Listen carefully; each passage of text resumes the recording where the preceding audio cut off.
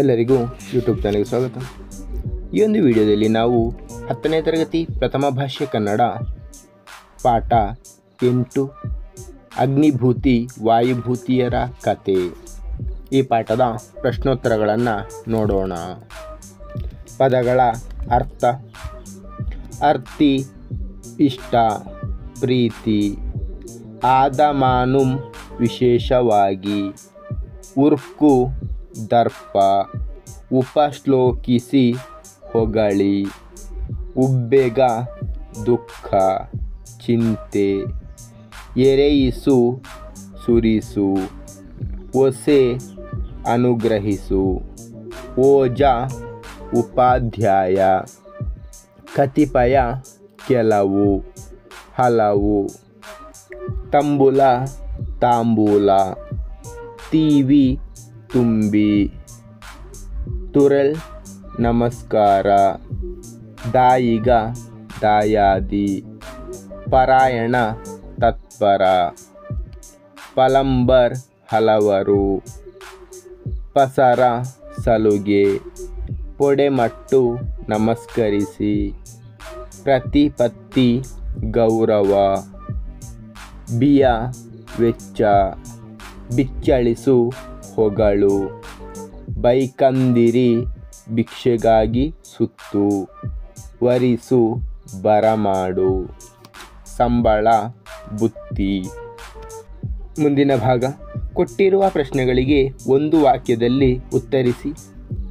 ಮೊದಲನೆಯ ಪ್ರಶ್ನೆ: ಕೌಸಂಬಿಯ ಅರಸ ಯಾರು? ಉತ್ತರ: ಕೌಸಂಬಿಯ ಅರಸ ಅತಿಬಳ. ಎರಡನೇ ಪ್ರಶ್ನೆ: ಸೋಮಶರ್ಮ ಕಾಶ್ಯಪಿಯರ ಮಕ್ಕಳ ಹೆಸರೇನು? ಉತ್ತರ: ಸೋಮಶರ್ಮ ಕಾಶ್ಯಪಿಯರ ಮಕ್ಕಳ ಹೆಸರು ಅಗ್ನಿಭೂತಿ ಮತ್ತು ವಾಯುಭೂತಿ. ಮೂರನೇ ಪ್ರಶ್ನೆ: ಕಾಶ್ಯಪಿ ವಿದ್ಯಾಭ್ಯಾಸಕ್ಕಾಗಿ ತನ್ನ ಮಕ್ಕಳನ್ನು ಯಾರ ಬಳಿಗೆ ಕಳುಹಿಸಿದಳು? ಉತ್ತರ: ಕಾಶ್ಯಪಿ ವಿದ್ಯಾಭ್ಯಾಸಕ್ಕಾಗಿ ತನ್ನ ಮಕ್ಕಳನ್ನು ತನ್ನ ಅಣ್ಣನಾದ ಸೂರ್ಯಮಿತ್ರನ ಬಳಿಗೆ ಕಳುಹಿಸಿದಳು. ನಾಲ್ಕನೇ ಪ್ರಶ್ನೆ: ಸೂರ್ಯಮಿತ್ರನು ತನಗೆ ಕಾಶ್ಯಪಿ ಎಂಬ ತಂಗಿಯಿಲ್ಲ ಎಂದು ಹೇಳಲು ಕಾರಣವೇನು? ಉತ್ತರ: ಸೂರ್ಯಮಿತ್ರನು ಅಗ್ನಿಭೂತಿ ವಾಯುಭೂತಿಗಳಿಗೆ ಸಲುಗೆ ಕೊಟ್ಟರೆ ಇವರು ಹಿಂದಿನಂತೆ ದರ್ಪದಿಂದ ಕೆಡುವರು ಎಂದು ತಿಳಿದು ಕಾಶ್ಯಪಿ ಎಂಬ ತಂಗಿಯೂ ನನಗಿಲ್ಲ ಎಂದು ಹೇಳಿದನು. ಐದನೇ ಪ್ರಶ್ನೆ: ಪಂಡಿತರಾದ ಅಗ್ನಿಭೂತಿ ವಾಯುಭೂತಿಯರಿಗೆ ದೊರೆತ ಪದವಿ ಯಾವುದು? ಉತ್ತರ: ಪಂಡಿತರಾದ ಅಗ್ನಿಭೂತಿ ವಾಯುಭೂತಿಯರಿಗೆ ದೊರೆತ ಪದವಿ ಮಂತ್ರಿ ಪದವಿ. ಮುಂದಿನ ಭಾಗ: ಕೊಟ್ಟಿರುವ ಪ್ರಶ್ನೆಗಳಿಗೆ 3-4 ವಾಕ್ಯಗಳಲ್ಲಿ ಉತ್ತರಿಸಿ. ಮೊದಲನೇ ಪ್ರಶ್ನೆ: ರಾಜ್ಯಸಭೆಯಲ್ಲಿ ಅಗ್ನಿಭೂತಿ ವಾಯುಭೂತಿಯರನ್ನು ಮೂರ್ಖರೆಂದು ತೀರ್ಮಾನಿಸಿದ್ದೇಕೆ? ಉತ್ತರ: ಮಂತ್ರಿ ಸೋಮಶರ್ಮನ ಮರಣದ ಕೆಲವು ದಿನಗಳ ನಂತರ ಆತನ ಮಕ್ಕಳಾದ ಅಗ್ನಿಭೂತಿ ವಾಯುಭೂತಿಯರನ್ನು ರಾಜನು ಅರಮನೆಗೆ ಬರಮಾಡಿಕೊಂಡು ನೀವು ಯಾವ ವಿದ್ಯೆಗಳನ್ನು ಬಲ್ಲಿರಿ ಎಂದು ಇಬ್ಬರನ್ನೂ ಕೇಳಿದಾಗ ಅವರು ತಲೆಯನ್ನು ತಗ್ಗಿಸಿ ಮರು ಮಾತನಾಡದೆ ಕಣ್ಣೀರನ್ನು ತುಂಬಿಕೊಂಡು ನೆಲದಲ್ಲಿ ಬರೆಯುತ್ತಿರಲು ರಾಜ್ಯಸಭೆಯಲ್ಲಿ ಇದ್ದ ಎಲ್ಲರೂ ಇವರು ಮೂರ್ಖರು, ಯಾವ ವಿದ್ಯೆಗಳನ್ನು ತಿಳಿಯರು, ಸಪ್ತ ವ್ಯಸನದಲ್ಲಿ ತೊಡಗಿರುವವರು ಎಂದು ತೀರ್ಮಾನಿಸಲಾಯಿತು. ಎರಡನೇ ಪ್ರಶ್ನೆ: ಅಗ್ನಿಭೂತಿ ವಾಯುಭೂತಿಯರು ಸೂರ್ಯಮಿತ್ರನಿಂದ ಕಲಿತ ವಿದ್ಯೆಗಳಾವುವು? ಉತ್ತರ: ಅಗ್ನಿಭೂತಿ ವಾಯುಭೂತಿಯರು ಸೂರ್ಯಮಿತ್ರನಿಂದ 4 ವೇದಗಳು, 6 ಅಂಗಗಳು, 18 ಧರ್ಮಶಾಸ್ತ್ರಗಳು, ಮೀಮಾಂಸಾ, ನ್ಯಾಯಶಾಸ್ತ್ರ, ವ್ಯಾಕರಣ, ಪ್ರಮಾಣ, ಛಂದಸ್ಸು, ಅಲಂಕಾರ, ನಿಘಂಟು, ಕಾವ್ಯ, ನಾಟಕ, ಚಾಣಕ್ಯ, ಸಾಮುದ್ರಿಕ, ಶಾಲಿಹೋತ್ರ, ಪಾಳಕಾವ್ಯ ಮತ್ತು ಹಾನಿತಂ, ಚರಕಂ, ಅಶ್ವಿನೀಮತಂ, ಬಾಹಲಂ, ಸುಶ್ರುತಂ, ಕ್ಷಾರಪಾನೀಯಂ ಎಂಬ 6 ನರವೈದ್ಯ ಪದ್ಧತಿಗಳನ್ನು, ಜ್ಯೋತಿಷ್ಯ, ಮಂತ್ರವಿದ್ಯೆ ಮುಂತಾದ ಶಾಸ್ತ್ರಗಳನ್ನು ಕಲಿತರು. 3ನೇ ಪ್ರಶ್ನೆ, ಸೂರ್ಯಮಿತ್ರನು ಅಗ್ನಿಭೂತಿ ವಾಯುಭೂತಿಯರಿಗೆ ವಿದ್ಯಾಭ್ಯಾಸದ ನಂತರ ಮಾವನೆಂದು ಹೇಳಲು ಕಾರಣವೇನು? ಉತ್ತರ, ಸೂರ್ಯಮಿತ್ರನು ಅಗ್ನಿಭೂತಿ ವಾಯುಭೂತಿಯರಿಗೆ ಸಲುಗೆ ಕೊಟ್ಟರೆ ಇವರು ಹಿಂದಿನಂತೆ ದರ್ಪದಿಂದ ಕೆಡುವರು ಎಂದು ಮನದಲ್ಲಿ ಯೋಚಿಸಿ ತಾನು ಸೋದರ ಮಾವನೆಂದು ಹೇಳಿರಲಿಲ್ಲ. ಆದರೆ ಅಗ್ನಿಭೂತಿ ವಾಯುಭೂತಿಯರು ಈಗ ಅನೇಕ ವಿದ್ಯೆಗಳನ್ನು ಕಲಿತು ಪಂಡಿತರಾಗಿದ್ದಾರೆ. ಆದ್ದರಿಂದ ಇವರನ್ನು ಬೀಳ್ಗೊಡುವಾಗ, ನೀವು ನನ್ನ ತಂಗಿಯ ಮಕ್ಕಳೇ, ನೀವು ನನ್ನ ಸೋದರಳಿಯಂದಿರು, ನಿಮಗೆ ನಾನು ಸಲುಗೆ ಕೊಡಲಿಲ್ಲ, ಏಕೆಂದರೆ ನೀವು ಹಿಂದಿನಂತೆ ತಂದೆಯ ಬಳಿಯಿದ್ದಂತೆ ದರ್ಪದಿಂದ ಕೆಟ್ಟಂತೆ ಇಲ್ಲಿಯೂ ಗರ್ವದಿಂದ ಕೆಡುವಿರಿ ಎಂದು ನಾನು ನಿಮ್ಮನ್ನು ಯೋಗ್ಯರನ್ನಾಗಿ ಮಾಡುವ ಕಾರಣದಿಂದ ಸಲುಗೆಯನ್ನು ಕೊಡಲಿಲ್ಲ. ಇದಕ್ಕೆ ಸಿಟ್ಟಾಗದೆ ಇರಿ, ನನ್ನನ್ನು ಕ್ಷಮಿಸಿಬಿಡಿ, ನಾನು ನಿಮ್ಮ ಮಾವ ಎಂದು ಹೇಳಿದನು. 4ನೇ ಪ್ರಶ್ನೆ, ಸೂರ್ಯಮಿತ್ರನು ಮಾವನೆಂದು ತಿಳಿದಾಗ ವಾಯುಭೂತಿಯ ಪ್ರತಿಕ್ರಿಯೆ ಹೇಗಿತ್ತು? ಉತ್ತರ, ಸೂರ್ಯಮಿತ್ರನು ಮಾವನೆಂದು ತಿಳಿದಾಗ ಸೂರ್ಯಮಿತ್ರ ಮಾಡಿದ್ದು ಎಲ್ಲವೂ ಅಪಕಾರ ಎಂದು ಯೋಚಿಸಿದನು. ನಮ್ಮ ಮಾವ ಭಿಕ್ಷೆ ಎತ್ತಿಕೊಂಡು ಬಂದ ಕೂಳಿಗೆ ಅನ್ನಕ್ಕೆ ತುಸು ಎಣ್ಣೆಯನ್ನಾಗಲಿ ತುಸು ಮಜ್ಜಿಗೆಯನ್ನಾಗಲಿ ಒಂದು ದಿನವೂ ಕೊಡಿಸಲಿಲ್ಲ. ಕೆರೆಗೆ ನಾವು ಮೀಯಲು ಹೋದಾಗಲೂ ಇವನು ಎಣ್ಣೆಯ ವಾಸನೆಯನ್ನು ನೋಡಿಸಲಿಲ್ಲ. ನಾನು ಆಗಾಗ ಹಲವು ನೆಂಟರಿಷ್ಟರನ್ನು ಕರೆಸಿ ನಮ್ಮ ಕಣ್ಣಿದಿರೆ ದಿವ್ಯಾಹಾರವನ್ನು ಉಣ್ಣುತ್ತಿದ್ದನು. ಆಳುಗಳಿಗೂ ಔತಣದೂಟವಾಗುತ್ತಿತ್ತು. ಯಾವ ಹಬ್ಬದಲ್ಲೂ ನಮಗೆ ಇವನು ಊಟವಿಡಿಸಲಿಲ್ಲ ಎಂದು ಜರಿದನು. ಇವನು ಪಂಚಮಹಾಪಾತಕನೇ ಸರಿ. 7-8 ವರ್ಷ ನಮ್ಮನ್ನು ಶತ್ರುಗಳಂತೆ ದಂಡಿಸಿದನು ಎಂಬುದು ವಾಯುಭೂತಿಯ ಪ್ರತಿಕ್ರಿಯೆಯಾಗಿತ್ತು. ಮುಂದಿನ ಭಾಗ, ಕೊಟ್ಟಿರುವ ಪ್ರಶ್ನೆಗಳಿಗೆ 8-10 ವಾಕ್ಯಗಳಲ್ಲಿ ಉತ್ತರಿಸಿ. ಮೊದಲನೆಯ ಪ್ರಶ್ನೆ, ಸಪ್ತವ್ಯಸನಿಗಳಾಗಿದ್ದ ಅಗ್ನಿಭೂತಿ ವಾಯುಭೂತಿಯರು ಪಂಡಿತರಾದುದು ಹೇಗೆ? ಉತ್ತರ, ಸಪ್ತವ್ಯಸನಿಗಳಾಗಿದ್ದ ಅಗ್ನಿಭೂತಿ ವಾಯುಭೂತಿಯರನ್ನು ತಂದೆ ಸೋಮಶರ್ಮನು ಮರಣದ ನಂತರ ಇವರ ತಾಯಿ ಕಾಶ್ಯಪಿಯು ಮಗಧೆ ನಾಡಿನ ರಾಜಗೃಹ ಪಟ್ಟಣದ ಅರಸ ಸುಬಲನ ಮಂತ್ರಿಯೂ ತನ್ನ ಅಣ್ಣನೂ ಆದ ಸೂರ್ಯಮಿತ್ರನ ಬಳಿ ಓದಿಸಿ ಯೋಗ್ಯರನ್ನಾಗಿ ಮಾಡುವಂತೆ ವಿವರಿಸಿ ಕಲಿಸುವಂತೆ ಓಲೆಯನ್ನು ಬರೆಯಿಸಿ ಕಳುಹಿಸಿದಳು. ಅವರುಗಳು ತಾಯಿಯನ್ನು ಬೀಳ್ಕೊಂಡು ಕೆಲವು ದಿವಸಗಳಿಗೆ ರಾಜಗೃಹ ಪಟ್ಟಣವನ್ನು ಸೇರಿದರು. ನಂತರ ಸೂರ್ಯಮಿತ್ರನ ಮನೆಯನ್ನು ಕೇಳಿಕೊಂಡು ಹೋಗಿ ಆತನನ್ನು ಕಂಡು ಓಲೆಯನ್ನು ಕೊಟ್ಟಾಗ ಸೂರ್ಯಮಿತ್ರನು ಇವರಿಗೆ ಸಲುಗೆ ಕೊಟ್ಟರೆ ಇವರು ಹಿಂದಿನಂತೆ ದರ್ಪದಿಂದ ಕೆಡುವರು ಎಂದು ಮನದಲ್ಲಿ ಯೋಚಿಸಿ ಅಗ್ನಿಭೂತಿ ವಾಯುಭೂತಿಗಳಿಗೆ ಹೀಗೆ ಹೇಳಿದ. ಕಾಶ್ಯಪಿ ಎಂಬ ತಂಗಿಯೂ ನನಗಿಲ್ಲ, ಸೋಮಶರ್ಮನೆಂಬ ಭಾವನೂ ಇಲ್ಲ, ಸೂರ್ಯಮಿತ್ರನೆಂಬ ಹೆಸರು ನನಗುಂಟು. ಆದರೆ ನಾನು ನಿಮ್ಮ ಸೋದರ ಮಾವನಾದ ಸೂರ್ಯಮಿತ್ರನಲ್ಲ ಎಂದು ಅವರಿಗೆ ಹೇಳಿ, ಮತ್ತೆ ನೀವು ಯಾರಾದರೂ ಏನು ವಿದ್ಯಾರ್ಥಿಗಳಾಗಿ ವಿದ್ಯೆಯನ್ನು ಕಲಿಯುವ ಇಷ್ಟದಿಂದ ಬಂದಿರುವಿರಿ. ಆದರೆ ನೀವು ಭಿಕ್ಷೆಗಾಗಿ ಸುತ್ತಿ ಉಣ್ಣಬೇಕು. ಚಿಂದಿ ಬಟ್ಟೆಗಳನ್ನು ಉಟ್ಟು ರಾತ್ರಿ ಹಗಲು ಸೋಮಾರಿತನ ಮಾಡದೆ ಎಡೆಬಿಡದೆ ಓದುವುದಾದರೆ ನಿಮ್ಮನ್ನು ಓದಿಸುವೆನು ಎಂದಾಗ ಆ ಇಬ್ಬರು ನಿಮ್ಮ ದಯೆ, ಇದು ನಮಗೆ ಮಹಾಪ್ರಸಾದ ಎಂದು ನಮಸ್ಕರಿಸಿ ಸಂತೋಷಚಿತ್ತರಾಗಿ ಒಳ್ಳೆಯದಾದ ದಿನ, ವಾರ, ವಿದ್ಯೆಗೆ ಅನುಕೂಲವಾದ ನಕ್ಷತ್ರದಲ್ಲಿ ಉಪಾಧ್ಯಾಯರಿಗೆ, ಗುರುಗಳಿಗೆ ಸಾಷ್ಟಾಂಗದಿಂದ ನಮಸ್ಕರಿಸಿ ವಿದ್ಯಾರಂಭವನ್ನು ಮಾಡಿದರು.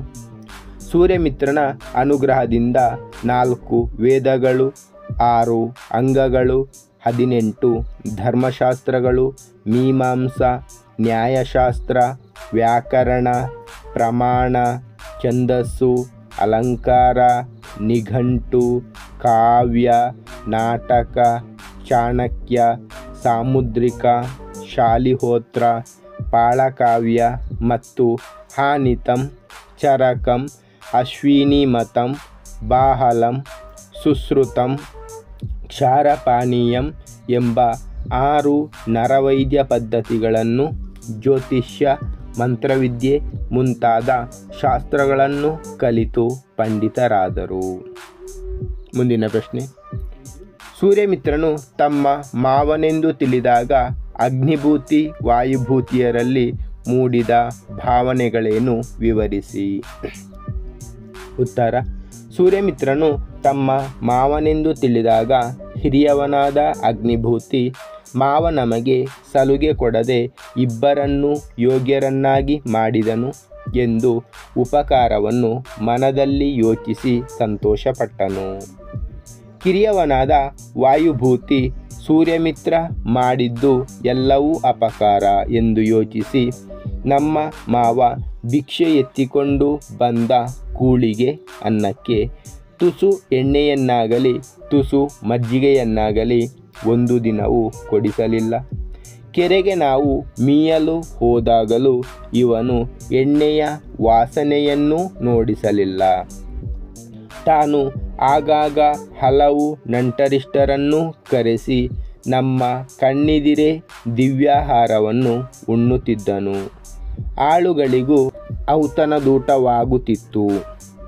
ಯಾವ ಹಬ್ಬದಲ್ಲೂ ನಮಗೆ ಇವನು ಊಟವಿಡಿಸಲಿಲ್ಲ ಎಂದು ಜರಿದು ಇವನು ಪಂಚಮಹಾಪಾತಕನೇ ಸರಿ, 7-8 ವರ್ಷ ನಮ್ಮನ್ನು ಶತ್ರುಗಳಂತೆ ದಂಡಿಸಿದನು ಎಂದು ಮನದಲ್ಲಿ ಕ್ರೋಧವನ್ನು ಇಟ್ಟುಕೊಂಡು ಹೋದನು. ಮುಂದಿನ ಭಾಗ. ಸಂದರ್ಭ ಸಹಿತ ಸ್ವಾರಸ್ಯವನ್ನು ವಿವರಿಸಿ. ಮೊದಲನೇ ವಾಕ್ಯ. ಕಣ್ಣ ನೀರಂ ತೀವಿ ನೆಲನಂ ಬರೆಯುತ್ತಿರೆ. ಆಯ್ಕೆ. ಈ ವಾಕ್ಯವನ್ನು ಶಿವಕೋಟ್ಯಾಚಾರ್ಯ ವಿರಚಿತ ಒಡ್ಡಾರಾಧನೆ ಎಂಬ ಕೃತಿಯಿಂದ ಆಯ್ದ ಅಗ್ನಿಭೂತಿ ಮತ್ತು ವಾಯುಭೂತಿಯರ ಕತೆ ಎಂಬ ಪಾಠದಿಂದ ಆರಿಸಿಕೊಳ್ಳಲಾಗಿದೆ. ಸಂದರ್ಭ.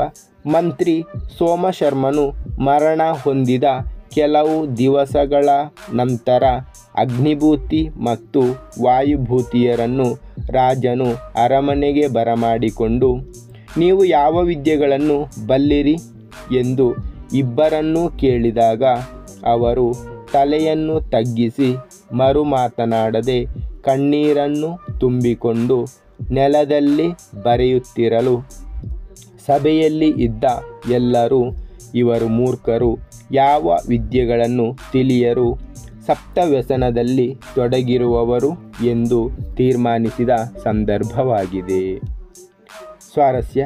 ತಂದೆ ತಾಯಿಯರ ಮಾತಿಗೆ ಕಿವಿಗೊಡದೆ ಸಪ್ತವ್ಯಸನದಲ್ಲಿ ಮುಳುಗಿದ್ದ ಅಗ್ನಿಭೂತಿ ವಾಯುಭೂತಿಯರು ಅವಿದ್ಯಾವಂತರಾಗಿದ್ದು ಕಣ್ಣಿನಲ್ಲಿ ಪಶ್ಚಾತ್ತಾಪದ ಕಣ್ಣೀರು ಸುರಿಯುತ್ತಿರುವುದು ಸ್ವಾರಸ್ಯಕರವಾಗಿದೆ. ಎರಡನೆಯ ವಾಕ್ಯ. ವಿದ್ಯಾರ್ಥಿಗಳಾಗಿ ಯೋಧಂ ಕಳ್ವೆ ಮೆಂಬಳ್ತಿಯೊಳ್ ಬಂದಿರಪ್ಪೊಡೆ. ಆಯ್ಕೆ. ಈ ವಾಕ್ಯವನ್ನು ಶಿವಕೋಟ್ಯಾಚಾರ್ಯ ವಿರಚಿತ ಒಡ್ಡಾರಾಧನೆ ಎಂಬ ಕೃತಿಯಿಂದ ಆಯ್ದ ಅಗ್ನಿಭೂತಿ ಮತ್ತು ವಾಯುಭೂತಿಯರ ಕತೆ ಎಂಬ ಪಾಠದಿಂದ ಆರಿಸಿಕೊಳ್ಳಲಾಗಿದೆ. ಸಂದರ್ಭ. ತಂಗಿಯಾದ ಕಾಶ್ಯಪಿ ಕಳುಹಿಸಿದ ಓಲೆಯನ್ನು ಓದಿ ಸೂರ್ಯಮಿತ್ರನು ಇವರಿಗೆ ಸಲುಗೆ ಕೊಟ್ಟರೆ ಇವರು ಹಿಂದಿನಂತೆ ದರ್ಪದಿಂದ ಕೆಡುವರು ಎಂದು ಮನದಲ್ಲಿ ಯೋಚಿಸಿ ಅಗ್ನಿಭೂತಿ ವಾಯುಭೂತಿಗಳಿಗೆ ಹೀಗೆ ಹೇಳಿದ. ಕಾಶ್ಯಪಿ ಎಂಬ ತಂಗಿಯೂ ನನಗಿಲ್ಲ, ಸೋಮಶರ್ಮನೆಂಬ ಭಾವನೂ ಇಲ್ಲ, ಸೂರ್ಯಮಿತ್ರನೆಂಬ ಹೆಸರು ನನಗುಂಟು. ಆದರೆ ನಾನು ನಿಮ್ಮ ಸೋದರ ಮಾವನಾದ ಸೂರ್ಯಮಿತ್ರನಲ್ಲ ಎಂದು ಅವರಿಗೆ ಹೇಳಿ, ಮತ್ತೆ ನೀವು ಯಾರಾದರೂ ಏನು ವಿದ್ಯಾರ್ಥಿಗಳಾಗಿ ವಿದ್ಯೆಯನ್ನು ಕಲಿಯುವ ಇಷ್ಟದಿಂದ ಬಂದಿರುವಿರಿ. ಆದರೆ ನೀವು ಭಿಕ್ಷೆಗಾಗಿ ಸುತ್ತಿ ಉಣ್ಣಬೇಕು. ಚಿಂದಿ ಬಟ್ಟೆಗಳನ್ನು ಉಟ್ಟು ರಾತ್ರಿ ಹಗಲು ಸೋಮಾರಿತನ ಮಾಡದೆ ಎಡೆಬಿಡದೆ ಓದುವುದಾದರೆ ನಿಮ್ಮನ್ನು ಓದಿಸುವೆನು ಎಂದು ಸೂರ್ಯಮಿತ್ರನು ಹೇಳಿದ ಸಂದರ್ಭವಾಗಿದೆ. ಸ್ವಾರಸ್ಯ: ಸೂರ್ಯಮಿತ್ರನು ತಾನು ಸೋದರಮಾವ ಎಂಬ ಸತ್ಯವನ್ನು ಮರೆಮಾಚಿ ಗುರುವಾಗಿ ಅಗ್ನಿಭೂತಿ ವಾಯುಭೂತಿಯರಿಗೆ ವಿದ್ಯೆಯನ್ನು ಹೇಳಿಕೊಡುತ್ತೇನೆ ಎಂದು ಹೇಳುವುದು ಸ್ವಾರಸ್ಯಕರವಾಗಿದೆ. ಮೂರನೆಯ ವಾಕ್ಯ: ಪಸರಂಗೊಟ್ಟೆ ನಿಲ್ಲಿದರ್ಕೆ ಮುಳಿಯದಿರಿಂ. ಆಯ್ಕೆ: ಈ ವಾಕ್ಯವನ್ನು ಶಿವಕೋಟ್ಯಾಚಾರ್ಯ ವಿರಚಿತ ಒಡ್ಡಾರಾಧನೆ ಎಂಬ ಕೃತಿಯಿಂದ ಆಯ್ದ ಅಗ್ನಿಭೂತಿ ಮತ್ತು ವಾಯುಭೂತಿಯರ ಕತೆ ಎಂಬ ಪಾಠದಿಂದ ಆರಿಸಿಕೊಳ್ಳಲಾಗಿದೆ. ಸಂದರ್ಭ: ಈ ಮಾತನ್ನು ಸೂರ್ಯಮಿತ್ರನು ಅಗ್ನಿಭೂತಿ ಮತ್ತು ವಾಯುಭೂತಿಯರಿಗೆ ಹೇಳಿದನು. ಸೂರ್ಯಮಿತ್ರನು ಅಗ್ನಿಭೂತಿ ವಾಯುಭೂತಿಯರಿಗೆ ವಿದ್ಯೆಯನ್ನು ಕಲಿಸಿ ಪಂಡಿತರನ್ನಾಗಿ ಮಾಡಿ ಬೀಳ್ಕೊಡುವಾಗ, ನೀವು ನನ್ನ ತಂಗಿಯ ಮಕ್ಕಳೇ, ನೀವು ನನ್ನ ಸೋದರಳಿಯಂದಿರು, ನಿಮಗೆ ನಾನು ಸಲುಗೆ ಕೊಡಲಿಲ್ಲ, ಏಕೆಂದರೆ ನೀವು ಹಿಂದಿನಂತೆ ತಂದೆಯ ಬಳಿಯಿದ್ದಂತೆ ದರ್ಪದಿಂದ ಕೆಟ್ಟಂತೆ ಇಲ್ಲಿಯೂ ಗರ್ವದಿಂದ ಕೆಡುವಿರಿ ಎಂದು ನಾನು ನಿಮ್ಮನ್ನು ಯೋಗ್ಯರನ್ನಾಗಿ ಮಾಡುವ ಕಾರಣದಿಂದ ಸಲುಗೆಯನ್ನು ಕೊಡಲಿಲ್ಲ. ಇದಕ್ಕೆ ಸಿಟ್ಟಾಗದೆ ಇರಿ, ನನ್ನನ್ನು ಕ್ಷಮಿಸಿಬಿಡಿ ಎಂದು ಹೇಳಿದ ಸಂದರ್ಭವಾಗಿದೆ. ಸ್ವಾರಸ್ಯ: ಸಲುಗೆಯನ್ನು ಕೊಡದೆ ವಿದ್ಯೆಯನ್ನು ಕಲಿಸಿ ಪಂಡಿತರನ್ನಾಗಿ ಮಾಡಿದ ಸೂರ್ಯಮಿತ್ರನು ತನ್ನ ಅಳಿಯಂದಿರ ಬಳಿ ಕ್ಷಮೆ ಕೇಳುವ ಔಚಿತ್ಯ ಸ್ವಾರಸ್ಯಪೂರ್ಣವಾಗಿದೆ. ನಾಲ್ಕನೆಯ ವಾಕ್ಯ: ಪಂಡಿತ ಜನಮೆಲ್ಲಂ ಮೆಚ್ಚಿ ಬಿಚ್ಚಳಿಸಿ. ಆಯ್ಕೆ: ಈ ವಾಕ್ಯವನ್ನು ಶಿವಕೋಟ್ಯಾಚಾರ್ಯ ವಿರಚಿತ ಒಡ್ಡಾರಾಧನೆ ಎಂಬ ಕೃತಿಯಿಂದ ಆಯ್ದ ಅಗ್ನಿಭೂತಿ ಮತ್ತು ವಾಯುಭೂತಿಯರ ಕತೆ ಎಂಬ ಪಾಠದಿಂದ ಆರಿಸಿಕೊಳ್ಳಲಾಗಿದೆ. ಸಂದರ್ಭ: ಅಗ್ನಿಭೂತಿ ಮತ್ತು ವಾಯುಭೂತಿಯರು ತಮ್ಮ ಮಾವ ಸೂರ್ಯಮಿತ್ರನಿಂದ ವಿದ್ಯೆಯನ್ನು ಕಲಿತು ಪಂಡಿತರಾಗಿ ಬಂದು ಅತಿಬಳ ಮಹಾರಾಜನನ್ನು ಕಂಡರು. ಆ ಇಬ್ಬರು ಬೇರೆ ಬೇರೆ ರೀತಿಯಲ್ಲಿ ಅರಸನನ್ನು ಹೊಗಳಿ ಪರಿಣಾಮಕಾರಿಯಾಗಿ ಕಾರ್ಯಕ್ಕೆ ಸಂಬಂಧಿಸಿದಂತೆ ತಮ್ಮ ವಿದ್ವತ್ತನ್ನು ವ್ಯಾಖ್ಯಾನಿಸಿ ತಮ್ಮ ಪಾಂಡಿತ್ಯದ ಸ್ಥಿತಿಯನ್ನು ತಿಳಿಸಿದಾಗ ಸಭೆಯಲ್ಲಿ ಇದ್ದ ಪಂಡಿತ ಜನರೆಲ್ಲ ಎಲ್ಲವನ್ನೂ ಮೆಚ್ಚಿ ಅತಿಶಯವಾಗಿ ಹೊಗಳಿದ ಸಂದರ್ಭವಾಗಿದೆ. ಸ್ವಾರಸ್ಯ: ಅಗ್ನಿಭೂತಿ ಮತ್ತು ವಾಯುಭೂತಿಯರ ಪಾಂಡಿತ್ಯವನ್ನು ಪಂಡಿತರೆಲ್ಲರೂ ಮೆಚ್ಚಿ ರಾಜಸಭೆಯಲ್ಲಿ ಹೊಗಳುವುದು ಸ್ವಾರಸ್ಯಕರವಾಗಿದೆ. ಮುಂದಿನ ಭಾಗ: ಮೊದಲೆರಡು ಪದಗಳಿಗಿರುವ ಸಂಬಂಧದಂತೆ ಮೂರನೆಯ ಪದಕ್ಕೆ ಸಂಬಂಧಿಸಿದ ಪದವನ್ನು ಬರೆಯಿರಿ. ಭರತ ಕ್ಷೇತ್ರದೊಳ್ ಸಪ್ತಮಿ ನೆಲನಂ ದ್ವಿತೀಯ. ಪಸರ ಸಲುಗೆ ತುಟೆಲ್ ನಮಸ್ಕಾರ. ಬುದ್ಧಿಯೊಡೆದು ಆಗಮಸಂಧಿ ನೋಡಿದರೆಲ್ಲರ ಲೋಪಸಂಧಿ. ಕಪ್ಪಡ ಮುಟ್ಟು ಕ್ರಿಯಾಸಮಾಸ.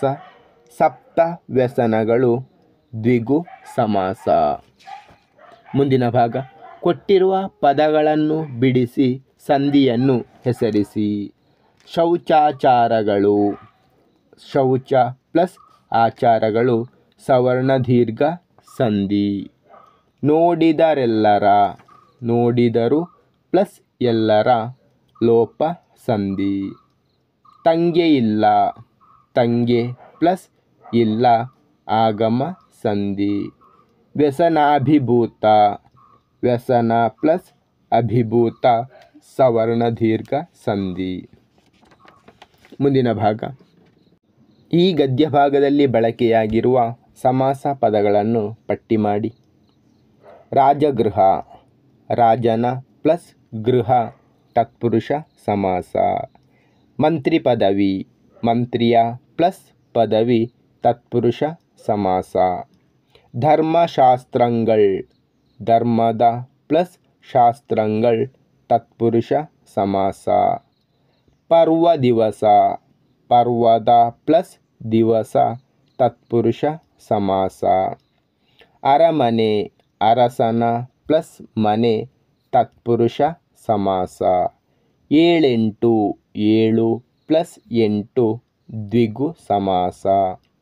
ಸಪ್ತವ್ಯಸನ, ಸಪ್ತಗಳಾದ ಪ್ಲಸ್ ವ್ಯಸನ ದ್ವಿಗು ಸಮಾಸ. ಪಂಚಮಹಾಪಾತಕ, ಪಂಚಗಳಾದ ಪ್ಲಸ್ ಮಹಾಪಾತಕ ದ್ವಿಗು ಸಮಾಸ.